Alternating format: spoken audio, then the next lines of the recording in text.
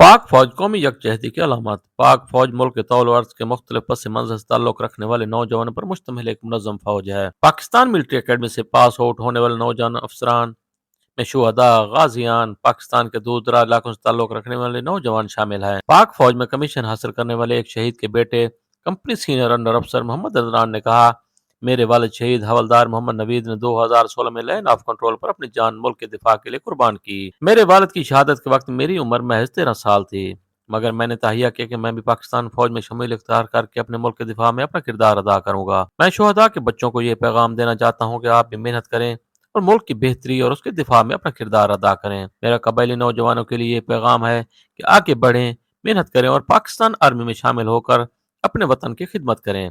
आपका किरदार दिफा वतन में निहायत अहम है। मेरा पाकिस्तान के नौजवान नस्ल, खास तौर पर दूर दराज इलाकों के नौजवानों के लिए यही पैगाम है कि आप मेहनत और हिम्मत न छोड़ें। अल्लाह पाक आपके लिए खुद रास्ता बनाएगा।